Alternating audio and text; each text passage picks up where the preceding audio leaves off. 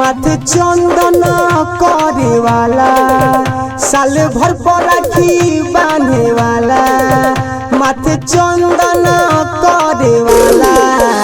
हमर दीदी हिया, हमर दीदी हिया, हमर दीदी हिया, हमर बहिन हिया, हमर बहिन हिया, हमर बहिन हिया।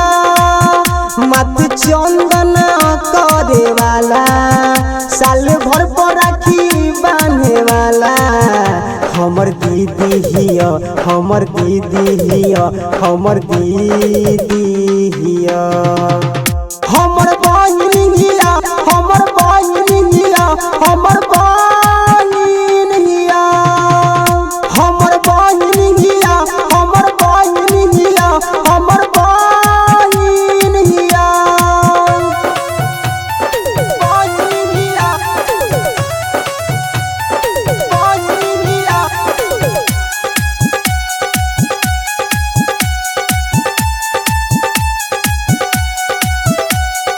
भाई बहन के रिश्ता होला बड़ी भारी, सबका घर के बोली बहुत ही प्यारी।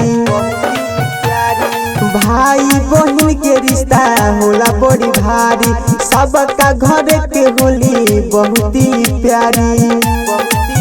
सुख दुख में साथे रहे वाला, हाथ हाथ में धके खेले वाला।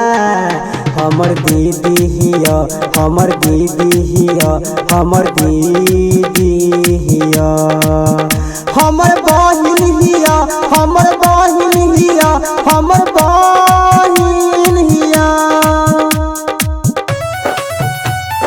बहिन हिया, बहिन हिया।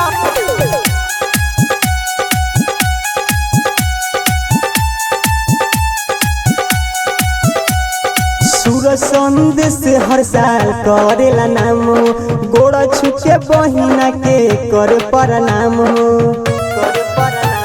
सूरज संदेश हर साल करेला नाम, गोड़ छुके बहिना के करे प्रणाम हो।